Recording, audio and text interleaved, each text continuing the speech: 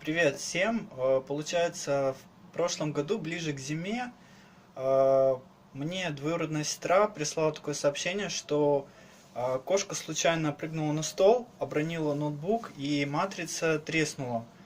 Короче, она была вот в таком состоянии, вот так. Оперативная была где-то там, крышка была там, это сюда, это сюда. Потом открыла, так, короче, потом упала клавиатура, ну, я ее закрепила и все. И я включила штуку, тут начала пищать, и экран, ну, матрица поломалась. Вот и все.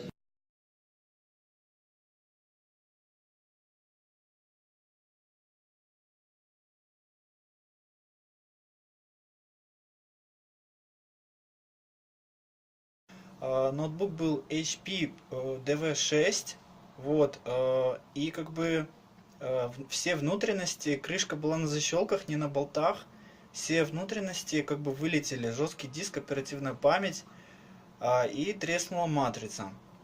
Я как бы не мастер, не специалист, но как бы я уже несколько раз как бы увлекался техникой. Я не хочу стать мастером, это просто как бы мое хобби, и она мне предложила как бы попробовать, как бы, ну я решил, как бы согласился, нашел матрицу, короче, за 800 гривен и попробовал поменять.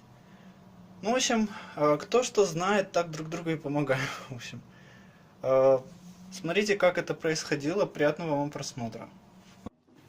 Ну, в общем, суть заключалась в том, чтобы взять старую матрицу, в которой была трещина. Это была матрица LG LP156WH2.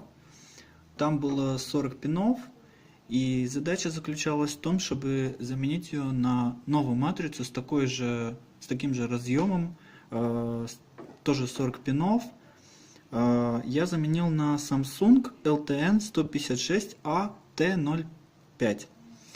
Получается, там вот в проводе идет сразу камера и микрофон, то есть провод обязательно нужно сохранить и подключить к новой матрице. Вот, ну и собственно все, это была вся работа. Самое сложное, конечно же, было все это разобрать и собрать. Вот, это требовало немножко усилия, но тем не менее все прошло успешно. И после запуска компьютера все было нормально, и мы увидели рабочий стол.